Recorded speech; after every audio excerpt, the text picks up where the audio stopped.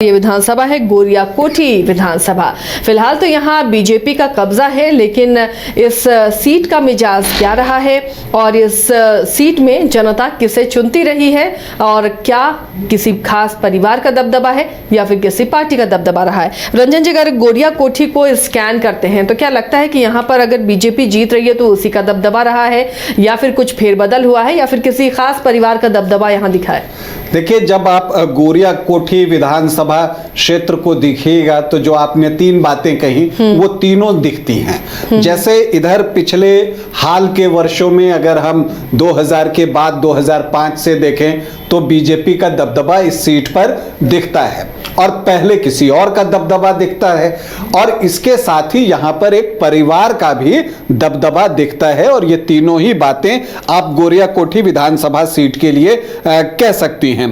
गोपालगंज की सीमा से सटा हुआ है गोरियाकोठी और 1967 में यहां पहला चुनाव हुआ था। पहले 5 चुनाव में कांग्रेस नामधारी पार्टियां चुनाव जीतती रहीं, जिसमें कांग्रेस को 4 बार और 1 बार लोकतांत्रिक कांग्रेस ने भी यहां से जीत हासिल की थी। लेकिन 1985 में बीजेपी ने इस सीट को जीतकर सबको चौंका दिया। इससे पहले 1980 में बीजेपी यहां दूसरे स्थान पर रही थी, तब भी लोग चौंके थे।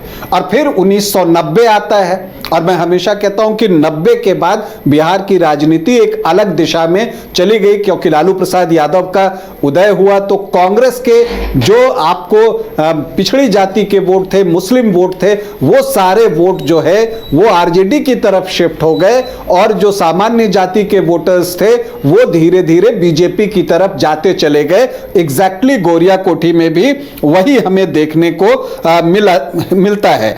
आप देखिएगा कि 1990 में जनता दल ने सीट जीती और फिर जनता नामधारी पार्टियों को यहां पर सफलता मिलते रही, उनकी जड़ें मजबूत होती रही, बीजेपी ने भी जोर लगाया और 2005 से बीजेपी मुख्य मुकाबले में आ गई। और तब से अगर आप गोरियाकोठी को देखें तो यहां बीजेपी वर्सेस आरजेडी ही देखने को हमें मिलता है, जिसमें बाजी कभी बीजेपी के हाथ तो कभी आरजेडी के हाथ लगती है। जैसा आपने शुरू में कहा कि क्या किसी परिवार का भी यहां पर दबदबा रहा है, तो एक परिवार का यहां पर दबदबा रहा है और उसी परिवार के सदस्य अभी गोरियाकोठी के विधायक भी हैं। यहां से देवेश कांत सिंह जो हैं वो अभी विधायक हैं। इनके पिता भूमेंद्र नारायण सिंह चुन्नू बाबू के नाम से जाने जाते थे, वो भी यहां पर जीते और उनके दादा कृष्णकांत सिंह गोरियाकोठी के पहले विधायक थे। हालांकि कृष्णकांत सिंह के पिता भी राजनीति से जुड़े रहे हैं, तो एक तरह से चौथी पीढ़ी इस परिवार से जो है राजनीति में है। और जहां तक इस विधानसभा क्षेत्र की बात है तो ये तीसरी पीढ़ी है जिसने इस सीट को जीता है। 14 चुनाव अब तक गोरियाकोठी में हुए हैं, जिसमें से 6 बार ये सीट इसी परिवार के पास रही है।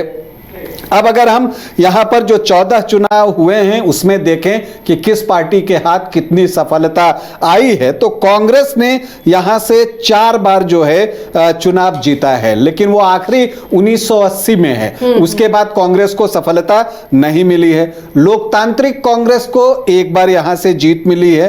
बीजेपी यहां से 4 बार चुनाव जीती है, जिसमें एक तो 1985 वाली थी जिसे मैं सरप्राइजिंग कहता हूं। उस समय इंद्रदेव प्रसाद जो है वो बीजेपी के टिकट पर चुनाव जीते थे। इंद्रदेव प्रसाद जो है बाद में 3 बार और चुनाव जीते, जिसमें जनता दल और 2 बार आरजेडी के टिकट पर भी वो चुनाव जीते। तो ये यहां पर दिखता है। और इसके अलावा अगर आप देखें तो आरजेडी को 3 बार सफलता मिली है, जिसमें से 2 सफलता तो आपको इंद्रदेव प्रसाद ने ही आरजेडी को दिलाई है और 1 बार सत्यदेव प्रसाद सिंह यहां से आरजेडी के टिकट पर चुनाव जीते हैं। जनता दल को 2 बार यहां पर कामयाबी मिली है। अब अगर हम यहां के आखिरी 3 चुनावों की बात करें, उससे पहले हम यह बता देते हैं कि सबसे ज्यादा बार चुनाव किसने जीता, तो सबसे ज्यादा बार इंद्रदेव प्रसाद ने जीता, 4 बार। कृष्णकांत सिंह जो कि यहां के पहले विधायक हैं, जिनके बेटे यहां पर विधायक बने और अब उनके पोते यहां पे विधायक हैं, वो भी 3 बार यहां से चुनाव जीतने में जो है वो सफल रहे। भूमेंद्र नारायण सिंह जो कृष्णकांत सिंह के बेटे थे वो 2 बार जीते। देवेश कांत सिंह जो कि भूमेंद्र नारायण सिंह के बेटे हैं वो 1 बार जीते और इसके अलावा अजित कुमार सिंह को भी 2 बार सफलता मिली है। अब आखिरी 3 चुनाव अगर हम यहां पर देखें तो 2010 में हम आते हैं। भूमेंद्र नारायण सिंह यहां पर कृष्णकांत सिंह के बेटे बीजेपी के टिकट पर चुनाव लड़ रहे थे। इससे पहले 2005 फरवरी में भी जो है वो चुन्नू बाबू चुनाव जीते थे यहां से, लेकिन फिर अक्टूबर में उनको हार का सामना करना पड़ा था। तो 2010 में भूमेंद्र नारायण सिंह खड़े थे, उनके सामने इंद्रदेव प्रसाद ही चुनावी मैदान में थे और यहां पर सत्यदेव प्रसाद सिंह भी चुनाव लड़ रहे थे, लेकिन इस बार वो निर्दलीय थे। और धर्मेंद्र कुमार वर्मा कांग्रेस ने भी अपना प्रत्याशी यहां पर दिया था। एक चतुष्कोणीय मुकाबला होता है जिसमें भूमेंद्र नारायण सिंह को आते हैं 42,533 वोट, मतलब कि 34.07%, और इंद्रदेव प्रसाद जो कि सिटिंग विधायक थे 28,512 वोट लाते हैं, मतलब कि 22.84%। निर्दलीय सत्यदेव प्रसाद सिंह को आते हैं 11,782 वोट, मतलब कि लगभग 9.5% वोट, और धर्मेंद्र कुमार वर्मा जो कांग्रेस के प्रत्याशी थे उनको मिला 10,192 वोट, मतलब कि 8.17% वोट। तो भूमेंद्र नारायण सिंह ने इंद्रदेव प्रसाद से पिछली हार का हिसाब चुकता किया और उन्होंने जो है 14,021 वोटों की जीत यहां पर दर्ज की। फिर 2015 आता है। 2015 में भूमेंद्र नारायण सिंह के बेटे देवेश कांत जो है वो चुनावी मैदान में उतरते हैं। उनके सामने इस बार आरजेडी ने सत्यदेव प्रसाद सिंह को चुनावी मैदान में उतारा था। अब यहां पर जो देवेश कांत सिंह हैं उनको 63,314 वोट आए, मतलब कि 38.14%। सत्यदेव प्रसाद सिंह को आए 70,965 वोट। तो एक क्लोज फाइट थी, आमने सामने की फाइट थी, जिसमें 7,651 वोटों से आरजेडी के सत्यदेव प्रसाद सिंह चुनाव जीतने में कामयाब रहे और देवेश कांत सिंह को हार का सामना करना पड़ा। उसके बाद 2020 आता है। बीजेपी एक बार फिर से देवेश कांत सिंह पर ही जो है भरोसा जताती है, तो आरजेडी ने अपना प्रत्याशी बदल दिया। सत्यदेव प्रसाद सिंह की जगह उन्होंने नूतन देवी को चुनावी मैदान में उतारा। तो सत्यदेव प्रसाद सिंह जो है वो उपेंद्र कुशवाहा की पार्टी से मैदान में उतर गए। हालांकि वो कोई भी इंपैक्ट छोड़ पाने में असफल रहे। देवेश कांत सिंह फिर से आमने सामने का मुकाबला था। उनको आए 87,368 वोट और आरजेडी की नूतन देवी को आए 75,477 वोट। तो देवेश कांत सिंह को जीत मिली 11,891 वोटों की। तो यहां पर यह सीट अभी बीजेपी के पास है और 2025 में अगर आप संभावितों की बात करें तो बीजेपी से पहला नाम देवेश कांत सिंह का ही आता है और पूरी संभावना है कि टिकट उन्हीं को मिलेगी। हालांकि कुछ एक और नाम भी फिजाओं में तैर रहे हैं, मनीष सिंह हैं, मेनका रमन है, लेकिन लगता है कि देवेश कांत सिंह ही रिपीट यहां पर बीजेपी की तरफ से किए जाएंगे। आरजेडी की बात करें तो यहां पर नूतन देवी का नाम सबसे पहले आता है। पिछला चुनाव लड़ी थी वो और एक बार फिर से जो है वो चाहेंगी यहां पर चुनाव लड़ना। हालांकि बीच में बहुत सारी बातें हुई लोकसभा के समय में। दरअसल ये शहाबुद्दीन के परिवार से क्लोज रही हैं और जब हिना साहब चुनाव लड़ रही थी लोकसभा का तो ये उनके प्रचार में भी लगी थी। तो इससे थोड़ी बहुत नाराजगी भी पार्टी को हुई थी, लेकिन अब चूंकि हिना साहब ही लौट आई हैं पार्टी में तो ऐसी परिस्थिति में नूतन वर्मा की भी आरजेडी में वापसी हो चुकी है और मुझे लगता है कि चूंकि हिना साहब के क्लोज हैं तो ऐसी परिस्थिति में नूतन वर्मा को टिकट मिल सकता है, क्योंकि सिवान क्षेत्र में शहाबुद्दीन परिवार की सुनी तो जाएगी, ऐसा मुझे दिखता है। हालांकि इसके अलावा यहां पर राजद के जिला अध्यक्ष विपिन कुशवाहा, उनका नाम भी बहुत चल रहा है। इसके अलावा एक रविंद्र राय हैं, पहले जो बसंतपुर विधानसभा था वहां से इनके जो पिताजी हैं मानिक चंद्र राय, वो कई बार के विधायक रहे थे, तो उनका भी दावा यहां पर है। कमलेश प्रसाद हैं, इंद्रदेव प्रसाद के बेटे, वो भी दावा ठोक रहे हैं यहां पर चुनाव लड़ने के लिए। लेकिन जो चर्चा सबसे ज्यादा है गोरिया कोठी को लेकर कि गोरिया कोठी सीट कांग्रेस एक्सचेंज करना चाहती है। दरअसल महाराजगंज सीट की अगर आप बात कीजिए तो वहां पर विजय शंकर दुबे कांग्रेस के विधायक हैं, लेकिन सुनने में ये आ रहा है कि वो सीट जो महाराजगंज की सीट है वो सीट आरजेडी जो है अपने पास रखना चाहती है। तो वैसी परिस्थिति में ये एक्सचेंज हो सकता है कि महाराजगंज आरजेडी लड़ जाए और गोरिया कोठी जो है ये सीट कांग्रेस को मिल जाए। लेकिन कांग्रेस के लिए तो मुश्किल होगी ना, अपनी जो विनिंग सीट है उसे छोड़कर उसके बाद फिर गोरिया कोठी में वो समीकरण बैठाना। देखिए गोरिया कोठी में भी चूंकि उसके पास कई उम्मीदवार हैं और जब अखिलेश सिंह के बेटे आकाश सिंह लोकसभा का चुनाव लड़ रहे थे तो वहां पर आपको रिंकू सिंह ने उनकी काफी मदद की थी और उन्हीं की पत्नी है ज्योति सिंह, वो भी भूमिहार जाति से हैं।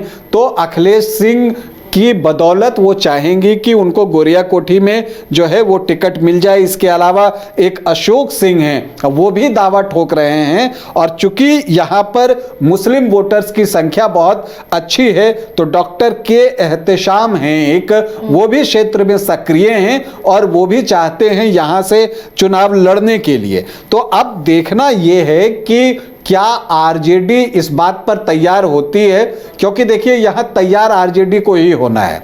लालू प्रसाद यादव और तेजस्वी यादव जो चाहेंगे वही होगा। तो महाराजगंज सीट पर तो उनका दावा है ही, विजय शंकर दुबे उससे पहले मांझी से जीते थे, तो पिछली बार सीट शेयरिंग में मांझी गई तो फिर उनको महाराजगंज शिफ्ट किया गया था। अब महाराजगंज वो जीते हैं, अब इस बार वो सीट लेने की भी बात चल रही है। तो अब देखना है कि आगे क्या कुछ जो है वो होता है, इस पर बहुत कुछ जो है वो निर्भर करेगा।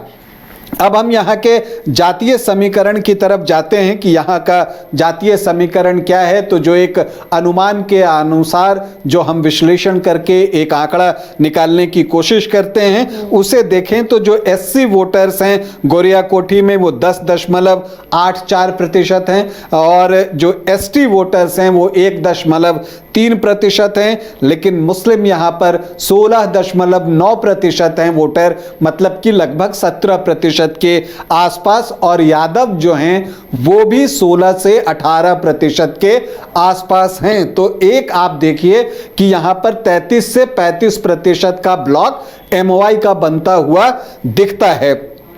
सामान्य जाति में बात करें तो जो राजपूत हैं वो 7.5 से 8%, भूमिहार भी आपको इसी के आसपास होंगे 7.5 से 8, 8.5%, ब्राह्मण 5 से 5.5%।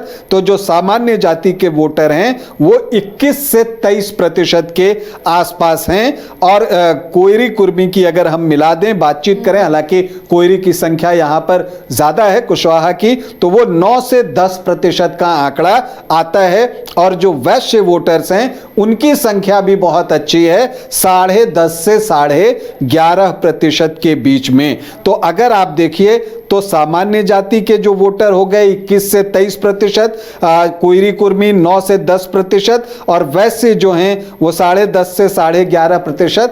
तो ये 43-44% का आंकड़ा जो है वो एनडीए का पहुंचता दिखता है। इसीलिए यहां पर आरजेडी की हमेशा कोशिश रही है कि वो वो प्रत्याशी का जब चयन करे तो जो एनडीए को ट्रेडिशनली वोट करने वाले ब्लॉक हैं उसमें से वो उम्मीदवार का चयन करे। जैसे पिछली बार उन्होंने नूतन देवी को चुनावी मैदान में उतारा था, वो कुशवाहा जाति से हैं। उससे पहले सत्यदेव प्रसाद सिंह उतरे थे, तो वो जो हैं आपको राजपूत जाति से हैं। तो ये कोशिश जो है ये होती है। अब देखना है कि इस बार क्या होता है।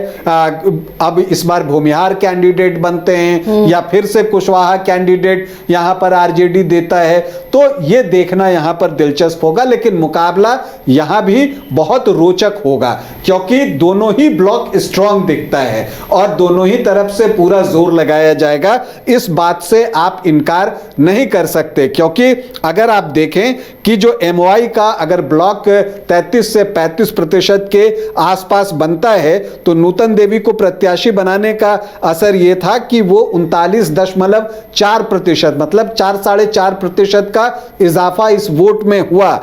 और जब वही नीतीश कुमार के साथ गठबंधन था तो वो आंकड़ा 42.75 मतलब 43% पहुंच गया था। तो इसका मतलब यह है कि कोयरी कुर्मी का वोट जो है वो उससे 2015 में ज्यादा शिफ्ट हुआ था। तो अब इस बार देखना है कि क्या कुछ होता है। तो गोरिया कोठी एक रोमांचक मुकाबले की उम्मीद। अब इसमें देखना यह है कि बाजी किसके हाथ लगती है।